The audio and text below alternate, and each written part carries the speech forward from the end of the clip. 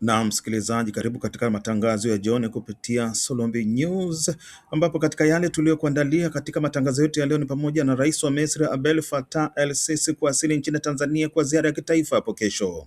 Andy Burnham kukabidhiwa kijiti cha waziri mkuu nchini Uingereza siku ya Jumatatu ijayo, na hofu ya mdororo wa uchumi ya tanda duniani kote baada ya Marekani na Iran kupigana kwenye lango la Hormuz. Mimi jina langu ni John Solombi, ni kukaribisha katika matangazo ya jioni kupitia Solombi News. Na tuanzie nchini Tanzania ambapo Rais wa Jamhuri ya Kiarabu ya Misri Abdel Fattah el-Sisi anatarajiwa kuwasili kesho Julai 18 nchini Tanzania kwa ziara ya kitaifa kufuatia mwaliko wa mwenyeji wake Rais wa Tanzania Samia Suluhu Hassan.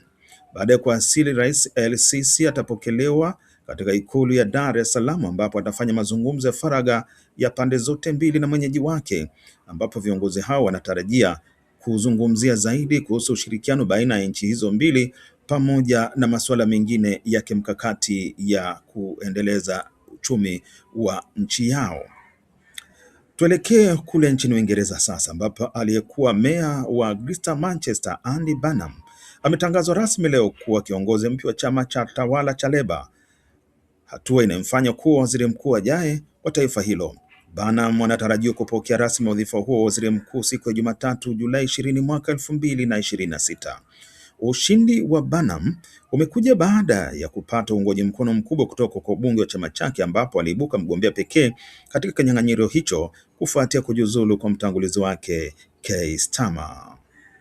Tumalizie na mdororo wa kiuchumi ambao sasa unatarajiwa kuonekana dunia nzima kufuatia mgogoro kati ya Marekani pamoja na Iran.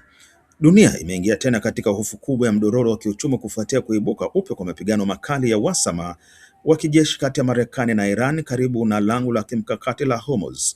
Hali hii imevunja kabisa makubaliano ya kusitisha mapigano ya miezi miwili iliyopita iliyosainiwa mwezi uliopita nchini Pakistan na kuweka usalama wa nishati ya mafuta duniani kote kuwa hatarini. Mkuu wa shirika la kimataifa la nishati la IEA Fatih Birol ametoa tahadhari ya dharura akibainisha kwamba mgogoro huu wa sasa ni tishio la moja kwa moja kwa utulivu wa soko la kimkakati la nishati ya mafuta duniani kote.